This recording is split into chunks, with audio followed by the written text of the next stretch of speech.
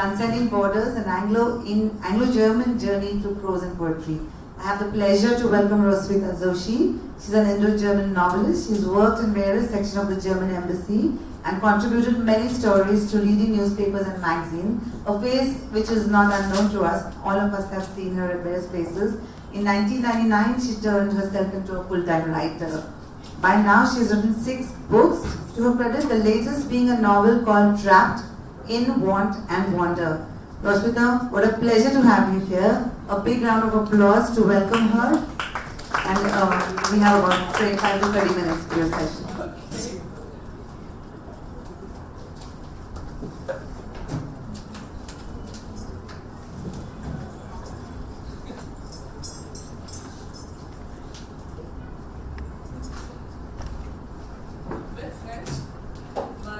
Topic is Transcending Borders, an Anglo-German journey through prose and poetry. I have chosen the stimulating topic Transcending Borders, an Anglo-German journey through prose and poetry, and by transcending borders I mean physical as well as mental ones, for both offer knowledge and insights that a stuck-at-home person will neither have the pleasure to enjoy nor plight to suffer. Why do I call my journey through anecdotes and poetry an Anglo-German one? Well, I am a German writer residing in India, writing in English, and I am a translator translating from one of those languages into the other. To boot it, I have translated my own work from English into German, which means from a foreign language into my mother tongue. Oddballs like me are labeled migrant writers. More about this particular tribe later. When once a guest from Germany listened to a conversation between my German-speaking Indian husband and me, he was surprised how effortlessly we switched back and forth between English and German, spiced up with a liberal dose of Hindi. As Germans in Germany are only used to converse in German, he asked me whether we switch languages for any particular reason, or being German, whether there is a system behind it. No system, I replied spontaneously. In fact, I had not even been aware of these switches, for they have become a natural way of communication for me, just as for many Indians who have from the beginning been exposed to several lingues. Only later did it strike me that one reason for switching languages might be that nowadays we want to get our messages across quickly. And if we cannot express ourselves swiftly in one language, we do not search for the appropriate words in that particular language, but impatiently switch to another. And English is a fast lane indeed. Thus, you need about 20% less words in English than in German to express the same contents. One reason might be that the English vocabulary, which with its West Germanic as well as Latin roots, is larger. Another, that the German mind works in a more complicated and complicating manner. Instead of complicated, you could of course also choose words like complex, intricate, convoluted, etc. The translators amongst us know that translation means also interpretation. Another reason for switching lingues is of course that certain concepts and notions either do not exist in a language or lead to different associations. Footwear, for example, evokes a different mental picture in a Rajasthani farmer Bavarian mountaineer, American cowboy, or millennial Trump. As already mentioned, I belong to a breed, or rather crossbreed, of writers called migrant writers.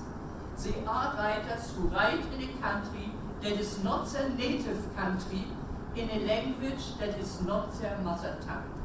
These authors no longer merely deal with topics which offer an escape or insight into the culture of their country of origin, but deal with phenomena of the country of their choice as well, and thus blur the lines of distinction between the two. They are able to transcend borders because they do not view them as barriers. Personally, I have never felt the necessity of borders, especially mental ones. Whenever I encountered them, I attempted to overcome them by at least trying to understand the circumstances and mindsets of those who erect or perpetuate them, either to fence themselves in and to keep others out. Preconditioned minds and the prejudices resulting from them have constantly presented me with challenges.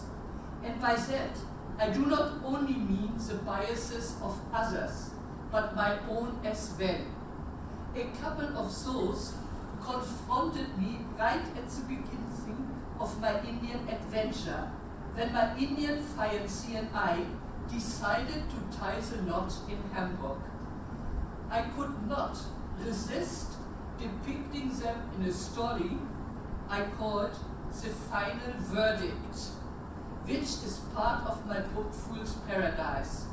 I will read it to you now, and not only for comic relief. This is a true story, and no discrimination is meant to be. It's meant to be a humorous take. The Final Verdict. The way Muslim men can talaq their wives out of their lives hits the headlines off and on in Germany as well as India. When, as a young girl, I wanted to marry my Indian fiancé in Germany, the emphasis was, however, put on the other side, namely that Muslim men could, without divorce, make 4 women simultaneously their wives. And this was an absolutely unacceptable fact in a Christian environment with a general rule of 1 wife at a time, preferably the same one throughout life. After my fiancé and I had set a date for our marriage, we went to the registrar's office to notify him of our intentions. The officer handed us a form to be filled in by both of us. Name, date of birth, etc. did not cause any problem. What did, however, cause a problem was the answer my fiancé gave to the question, "What is your religion?" For he wrote, "None." His none resulted in my being summoned to the court to be advised by a lady officer with a studiously suspicious glint in her eyes that it was impossible for an Indian to have no religion. And since my fiancé had put down no religion, he probably was a Muslim whose hidden agenda it was to incorporate me into his harem. Several heated discussions and costly affidavits later, my fiancé agreed to the compromise formula, non-practicing Hindu, which enabled us to proceed with our marriage plan without signing a prenuptial agreement. One of the collateral damages of these court sessions was that I started to regard every Muslim man as a potential lecturer desiring and conspiring to bed as many women as possible, either in parallel or successive relationships. Thus, when my husband and I decided to shift from Hamburg to Bangalore and came to know that our landlord there would be a wealthy Muslim businessman, my feelings vacillated between curiosity and apprehension as images of harem scenes instantly popped up before my mental eye. So, socially disapproved of, harems and their seductive inmates were yet romanticized in European art, maybe because they possess the charm of the forbidden fruit. Our landlord's residence proved to be a stately but decayed-looking mansion over which ancient trees cast an almost sinister shadow. A large, overgrown compound out of whose shrubbery a few simple bungalows peeped out surrounded the mansion. One of these bungalows had been allotted to us. After inspecting our new home and depositing our suitcases there, we proceeded down the garden path to introduce ourselves to our landlord. It took but a few minutes and we arrived at Mr. Amali's mansion. The door stood ajar.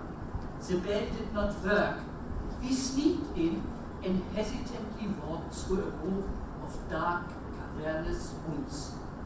From somewhere close by, the commanding shrieks of a female voice hit our ears. They alternated with nagging lamentations. We also caught glimpses of a woman who swished around like a faceless, hyperactive ghost.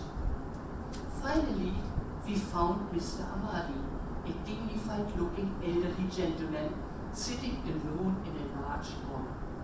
We took an immediate liking to him. He was polite and humorous and seemed not only delighted but also relieved about our arrival. And he seemed to take an equal liking to us, for he henceforth invited us regularly for informal chats. During one of these chats, the female poltergeist noisily blustered in. She looked and acted like a witch. To our surprise, Mr. Amadi introduced her as his wife. She paid absolutely no attention to us, but in a language we didn't understand, immediately set out to spoil her husband's mood. Then she blustered out the way she has blustered in, leaving behind a sad and embarrassed-looking husband. Mr. Amadi really deserves somebody better than this Eridan, I thought, and finally dared to ask a question which I had lacked the courage to ask him before. Now I asked it almost hopefully. The question was, Mr. Amadi, do you have more wives? Mr. Amadi's jaws dropped. Open-mouthed, he stared at me for a while like I had gone mad. Then he grimly replied, "My dear lady, have you really not noticed that it is bad enough to have one wife?" Ever since my arrival in Bangalore in the 70s, India has offered me a field to explore, which is uniquely colorful because of its inherent multiculturalism. Whereas in Germany, multiculturalism has only relatively recently emerged as a factor to reckon with due to European integration and globalization. Some time ago, I spent a couple of days in rural Bavaria. And just imagine, in a tiny little town, a tiny little man happened to deliver a lecture on no other topic than India. Red-faced and trembling with excitement, he puffed out the statement, "Eines könnt ihr mir glauben, Indien ist das närrischste Land der Welt." This could be translated as, "Folks, believe me, India is the world's maddest, funniest, silliest, strangest, most eccentric, extravagant, wondrous, magical, etc. land of the world." Again, your choice of word is also an act of interpretation, for it emphasizes only a certain aspect of the huge canvas that is India. I suppose branding India as incredible India, with its truly all-embracing connotation, has been a master stroke of harnessing the power of language for a good cause, namely tourism, with its cross-border effects. What particular role now does a writer play in bringing diverse people together? Often the writer is an intermediary who feels a strong desire to pass on to others what he sees or hears. To act as two-leg transmission channel becomes a passion, and life a mission to rove around and proclaim the resulting experiences and reflections to the world. So the number of migrant writers has increased. There are still not too many people who are prepared to move on and transcend borders. For learning about the world is a laborious and often disturbing process, and thus many people prefer to preserve themselves within themselves. At best, they try to create a perfect environment within a limited sphere. Fresh ideas scare them, for they might shake or even shatter their well-built or view of life.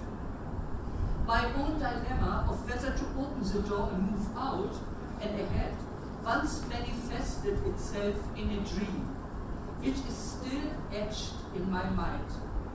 I dreamt about a single solid foot. The foot was shot in a heavy walking boot and stood on mossy ground. It seemed determined to take off, yet was tied to the land by a multitude of tiny roots. The picture fitted my situation perfectly, for though I had developed a strong desire to wander, I yet felt tied to the ground by obligations and the fear to displace friends and foes alike. I wanted to be dutiful and free at the same time. I wanted to hang on and I wanted to move ahead. Finally, I did move ahead. However, my personal experience has been that whenever I had something to communicate that upset the proverbial apple cart, those I addressed showed me their back.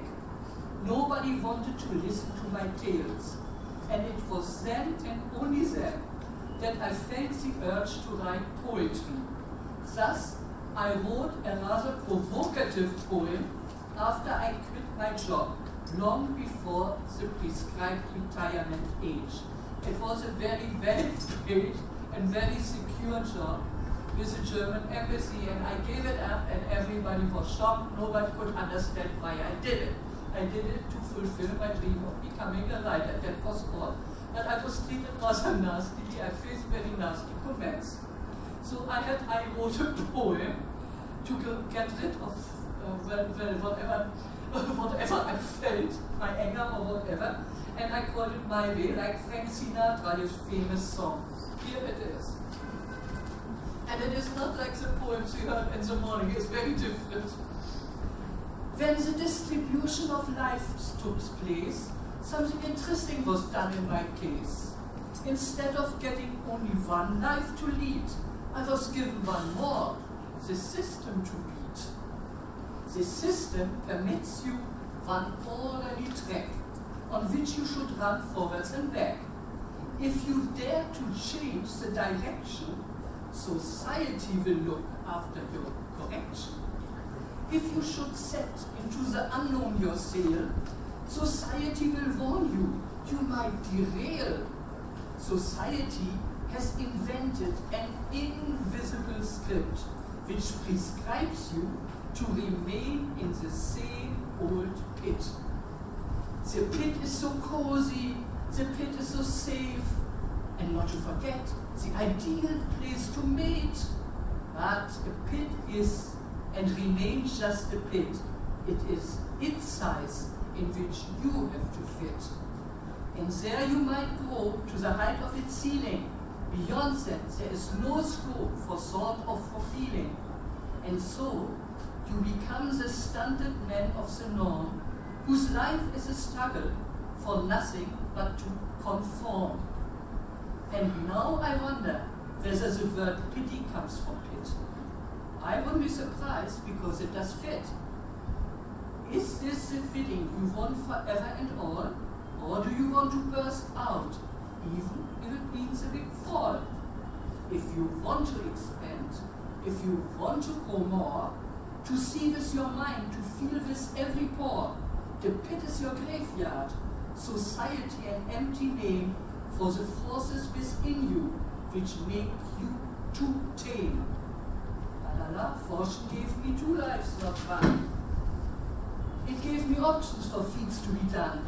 Society, you cover up for collective fear. Farewell to you, without regret, without any tear. This was my take, because I felt very often when you want to do it, or what will the people say, it's not done in this society. And I find this is all a lame excuse for not taking personal responsibility, which many people try to avoid. And then it's always given this, oh, what will people say, or it's not done, or so on. Anyway, we do not really know what prompts a human being to move out of the safe heaven of traditional living. Is it boredom, curiosity, a hunger for experience, a childlike addiction to wonderment, a desire not only to transcend border, but also to cross limits in a quest to discover the world, life, and oneself? That is how my husband tried to keep me in a smaller sphere, but always tell me, don't cross your limits. And I said, I don't know my limits. I have to push against something, otherwise where do I know my limits are? If you do always the same thing, you don't know. So this was one of the interesting discussions we often have. I perceive mental and physical flexibility and the variety it offers as the stuff dreams are made of. The reason might be that I grew up amidst the ruins of a war-wrecked Germany and a people who shattered material and ideal lives and left them with a desire to play it safe and seek security in immobility. Unlike American Germans hardly shift their flat or their house or their town or so. It's a very different attitude there. It's always to play safe. And if, like for example, somebody told me in India, every young person dreams of being independent, having his or her own business. Whereas in Germany, it's not the case. People want a safe job. Then the priority is very different. Mental makeup also. However, as an avid reader of adventure stories, I have become only too aware that there was a big wide world waiting to be discovered. I longed for a place under the sun, and I longed for challenges. In India, I found both. Some challenges have smirked at me as irritations, others smiled as opportunities. The very condition of being foreign is intrinsically stimulating. I have often felt like the heroine of my own adventure movie, so that movie was mostly cast in the Laurel and Hardy mood. If you stand outside social codes, life can strike you as comic indeed. Constant communication and interaction in a new land changes you, if only by an osmotic process. For example, when I go to Hamburg, I have quite often been told, oh, you are not from here. I said, how can you say that? I am from here. I dress like anybody else. I talk, in my opinion, like anybody else. But no, there's something different about me. And I guess that must be the body language, or that I smile more. I have no idea. But something must be different, which I don't notice, and which is not conscious. Anyway. Soon after my arrival in India, I developed a keen desire to improve my English, as I was filled with impressions but had no means to express them. Typical German inhibitions to make mistakes added to my plight. The result was a serious case of mental constipation. To improve my condition, I chose an English dictionary as steady companion, and then accepted the advice of a well-seasoned friend to imbibe a gin tonic or two to loosen my tongue. He was much older than me, and he put his arm around my shoulder and said, "Young girl, what you need is not a dictionary, you need a drink." And it really helped. Roswitha, sorry to interrupt you. We have about 3 to 4 minutes now. Okay. Now, I don't know, then I will not talk about my latest book at all. I will just close it before. Years later, when I felt fit enough to pen my thoughts down in a foreign country and a foreign language, I took the risk of being in linguistic limbo on one hand and exposed myself to the possibility of wrong interpretations or lack of understanding of phenomena or situations on the other. I often felt confused, shocked, or shaken. I also often felt like laughing, for I learned to dig deep into a matter and then step back and realize the smallness of things if viewed from a distance. At times, humor has been a shield behind which I could hide at least a bit. I wanted to discover India through the lens of my own eyes and share my discoveries, the minute details of life, the trivial and not so trivial, and that in an enjoyable language, as I have a strong desire not to bore my readers. So even if the topic is serious, I still to put in some humor because I want also to entertain. I don't want a reader just to turn pages because he or she has paid for them. Because that sometimes I think it happens, you buy a book because it is acclaimed, you feel bored stiff, and you only continue to read because you paid 500 or 600 rupees for it. So I don't want that. When I recently looked at my book covers, it struck me that without being aware of it, I chose titles that matched my inner and outer journey through life. The leaving behind aspect as well as a forward-looking one. And now I will not talk about my latest book on account of the time and because my publisher failed to send them there to the bookshop. But I will tell you the titles at least because they are telltale in their own way. My first book I called Life is Peculiar. That's a collection of anecdotes, mostly humorous. The title I got, I told last week, because my husband and myself, who used to give parties, there was one gentleman who liked to drink a lot, but was very quiet. He was always sitting in the corner. But then at exactly the right moment, he would pipe in, "Life is peculiar." So that was my first book title. My second one was On the Rocks and Other Stories. There I analyze relationships which have gone wrong. And not only between lover and beloved, but landlord and tenant and all sorts of stuff. And the third one, once more, that was my take of the Germany of the 60s when the old traditional values broke down. When the pill entered the bedroom, when women asserted themselves, it was very, very different. And I noticed the same in India happened about maybe 20 years ago, and I found, or 10 years ago, and I found this a very appropriate thing.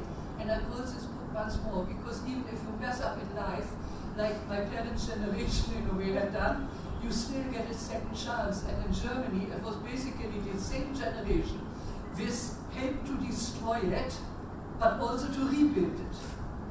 The strength was there. The constructive, destructive and constructive strengths in the same people. And then I wanted to shift my protagonist to India, and there I was a little bit scared because I felt on shaky ground still. And so in between, I wrote a book which I called Fool's Paradise. It's a collection of anecdotes, poems, and essays. And this title was given me by an American aunt of my husband's, who much older than me had also settled down in Bangalore. And she sort of resented my approach to life, that I was often laughing and seeing the humor in situation, trying to make the best out of a lousy situation also. And then she once very nastily said, "Roswitha, you are living in a fool's paradise, and I should bet better a fool's paradise than none at all." Okay. And my latest book, it's called Trapped and Want and Wonder. And that, here I'm now fully in the Indian scene as an insider. It's an Indo-German love story, but I try to tackle my way the issues of child labor, marital rape, and also the role the electronic media play. And I think I did it in a very gutsy way. And that's the end, and I thank you for your Thank you attention. so much. Will your book be available tomorrow? I hope so. I hope so. We'll all go to the bookstore and get these lovely, interesting books. And you're totally an insider now. You're an Indian.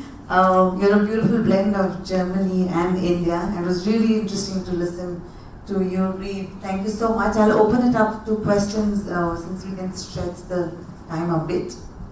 I know the people are peeping in through the doors, but if anybody has a question for Roswitha? She's going to be here tomorrow as well. We're on a panel tomorrow. I don't know.